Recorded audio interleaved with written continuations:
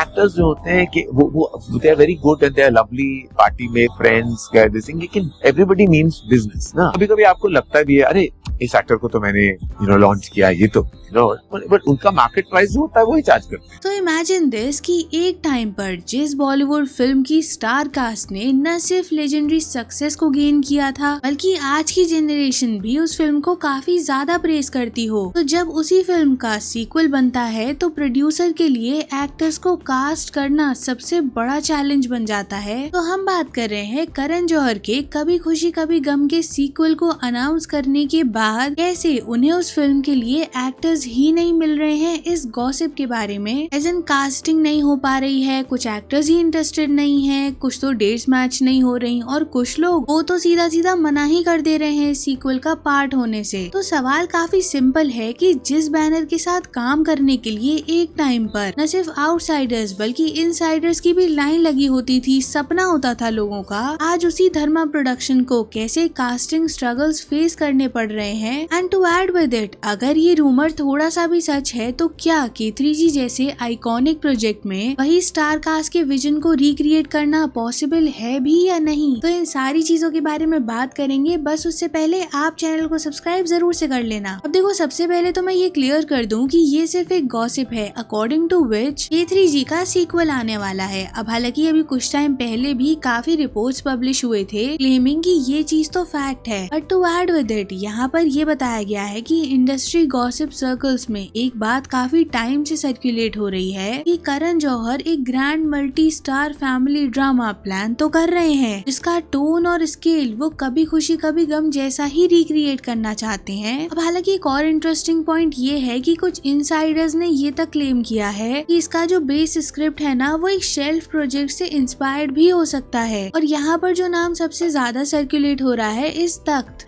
अगर आपको याद हो तो तख्त एक हिस्टोरिकल ड्रामा होने वाला था जिसमें रणवीर सिंह, आलिया भट्ट, विकी कौशल और करीना कपूर जैसे काफी सारे एक्टर्स को कास्ट किया जाने वाला था। अब हालांकि फिल्म तो इवेंचुअली शेल्फ हो जाती है, लेकिन अब कुछ रिपोर्ट्स के अकॉर्डिंग उसके जो कोर कॉन्फ्लिक्ट एलिमेंट्स है ना, उनको रीराइट करके एक मॉडर्न फैमिली ड्रामा बनाया जा सकता है, जिसका मतलब है कि हिस्टोरिकल रॉयल कॉन्फ्लिक्ट को कन्वर्ट किया जा रहा है into modern rich family conflict. और करण जौहर रिपोर्टेडली चाहते हैं कि फिल्म का जो पोस्टर भी हो ना, वो K3G की तरह ही आइकॉनिक हो, एज इन वहाँ पर मल्टीपल स्टार्स हो, बिग स्केल हो, वो NRI वाला ड्रामा भी हो और इमोशनल फैमिली कॉन्फ्लिक्ट भी हो। तो बेसिकली 2000s वाला नॉस्टैल्जिया वो 2020s के एक्टर्स के साथ करना चाहते हैं, जो सुनने में तो बहुत एम्बिशियस लग सकता है, लेकिन प्रॉब्लम भी यहीं से स्टार्ट होती है। वैसा नॉस्टैल्जिया क्रिएट करने के लिए आपको वैसी स्टार कास्ट भी तो क्रिएट करनी पड़ेगी, और आज के टाइम में वही सबसे बड़ा इशू भी है जो करण जौहर और उनका प्रोडक्शन हाउस फेस कर रहा है।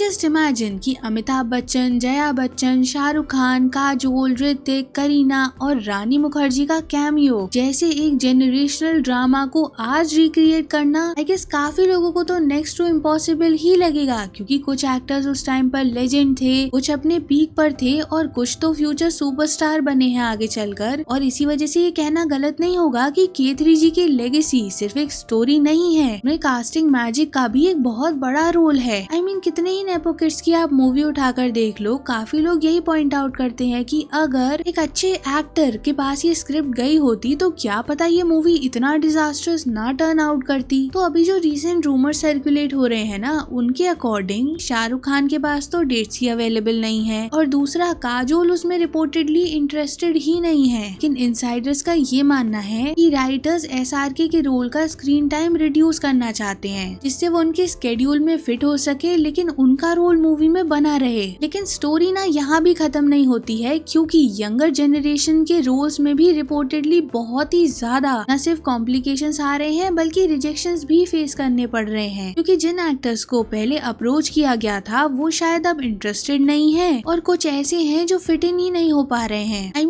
रिपोर्ट्स के अकॉर्डिंग जो लीड मेन रोल है ना, उसके लिए काफी काफी बिग नेम्स को कंसिडर किया गया था। जैसे गॉसिप में तो रणवीर सिंह और रणबीर कपूर का नाम ज्यादा डोमिनेट कर रहा है, लेकिन दोनों ने ही प्रोजेक्ट को परस्यू करने से ही मना कर दिया है। अब इसका क्या रीजन होगा ये तो वहाँ नहीं बताया गया है, लेकिन स्पेकुलेशंस ये हैं एक जो करियर स्ट्रेटेजी है ना उसको लेकर भी अब रणवीर और रणबीर दोनों ही काफी ज्यादा कॉशियस रहना चाहते हैं। वो कोई ऐसी स्क्रिप्ट नहीं चूज करना चाहते जिससे उनका जो अभी करंट स्टारडम है वो कहीं भी फॉल आउट हो जाए। एंड अगर आप फीमेल लीड के बारे में बात करो तो आई गेस यहाँ कोई और नाम तो आ ही नहीं सकता, बिकॉज करण जौहर की मूवी है तो आलिया भट्ट का होना तो बनता ही है, क्योंकि करण जौहर और आलिया भट्ट का प्रोफेशनल कोलैबोरेशन कितना स्ट्रॉन्ग है ये तो सबको ही पता है। अब हालांकि वो बात अलग है कि कुछ लोगों का मानना है कि आलिया ऐसे इमोशनल ड्रामा रोल्स में फिट नहीं होती हैं। Now moving forward to younger couple के रोल के लिए जो रूमर सर्कुलेट हो रहे हैं, आई मीन वहाँ पर जो नाम सबसे ज्यादा सर्कुलेट हुए हैं is of Ahaan Panday, Aneet Padda and Lakshya. लेकिन अगेन यहाँ पर भी वही स्केड्यूल की प्रॉब्लम्स हैं, प्रोजेक्ट कॉन्फ्लिक्ट्स हैं। अब हालांकि आहान और अनीत की सैयारा के बाद जो हाइप बिल्ड हुई है वो अगर दोबारा से एक ऐसी मूवी में फीचर होते तो ऑफ कोर्स बेनिफिट तो होता ही, लेकिन क्योंकि आपको पता होगा कि सैयारा वाईआरएफ की फिल्म थी और वाईआरएफ का एक अनरिटन कॉन्ट्रैक्ट होता है जहाँ वो एक्टर्स कुछ नंबर ऑफ फिल्म्स के लिए बाउंडेड होते हैं। तो सैयारा के बाद एक नेक्स्ट लेवल हाइप बिल्ड हुई है ना, उसको वाईआरएफ भी मिल्क करने की पूरी कोशिश करेंगे। सो अगेन यहाँ पर भी कॉम्प्लिकेशंस काफी ज्यादा हैं। नाउ बात करें अगर रानी मुखर्जी के कैमियो रोल के बारे में, तो इनिशियली ना जानवी कपूर को कंसिडर किया है ऐसा यहाँ रूमर्स में बोला गया, बट यहाँ पर ट्विस्ट ये है कि अभी कुछ टाइम पहले ही तो जानवी ने धर्मा की टैलेंट एजेंसी को लीव किया है। सो हो सकता है उस वजह से जानवी को ये रोल ना भी जाए, एंड इसी वजह से अनन्या पांडे का नाम भी ना काफी ज्यादा डिस्कस हो रहा है। नाउ अगर आप लोगों के रिएक्शंस के बारे में बात करो ना, तो एक तरफ तो लोगों का मानना है कि अगर करण जौहर एक बिग फैमिली ड्रामा बना रहे हैं तो हो सकता है कि वो कोई मैजिक रिक्रिएट कर सके। अब हालांकि काफी स्ट्रॉन्ग सेकंड ओपिनियन यहाँ पर ये भी है कि K3G के सीक्वल को बनाने की जरूरत ही क्या है। आई मीन आर्ग्यूमेंट लोगों का इतना सा है कि कुछ फिल्म्स एक स्टैंडर्ड क्लासिक पीस होती हैं और उनको रिक्रिएट करने की कोई जरूरत नहीं होती, क्योंकि उससे न सिर्फ अननेसेसरी प्रेशर क्रिएट होता है बल्कि उस फिल्म की लेगेसी भी खराब हो जाती है। जैसे आप ये कमेंट्स ही देख लो, everything about this not the actors but the concept sounds disastrous. There are so many actresses in Bollywood but Karan Johar can't move away from Alia and Janhvi. Cast Anil Kapoor as the father with Ranbir and the son and make a family friendly version of Animal. SRK and Kajol as parents of Ranbir और Ranveer. Both look too old to be their kids in any movie. No one can replicate this again, not even Karan Johar. And देखो इसके साथ साथ ना कुछ लोग तो ये भी बोल रहे हैं कि K3G के रिवाइवल का टैग देना सबसे बड़ी गलती थी, क्योंकि आप ये कह सकते थे कि आप ऐसे असेंबल करते हुए कास्ट लाना चाहते हो या फिर कुछ वैसा फ्रेम क्रिएट करना चाहते हो, लेकिन जैसे ही आपने यहाँ पर एक पुराने नॉस्टैल्जिया को रिक्रिएट करने की कोशिश की वैसे ही आपने ट्रोलिंग को तो इनवाइट कर ही लिया, और ये बढ़ती ट्रोलिंग ही देखना वजह बन जाएगी कि कोई भी एक्टर एसोसिएट नहीं होना चाहेगा इसके साथ। बाकी तो अब आप लोग बताना मुझे कमेंट्स में कि अगर आज के टाइम में K3G टाइप फिल्म बनती है तो आप किस कास्ट को इमेजिन करते हो, और सबसे इम्पोर्टेंट क्वेश्चन कि क्या ऐसी आइकॉनिक फिल्म्स को अनटच्ड ही रहने देना चाहिए या फिर रिक्रिएट करने का रिस्क भी लेना चाहिए। Drop your thoughts in the comment section and don't forget to like and share the video, subscribe to the channel and thanks for watching.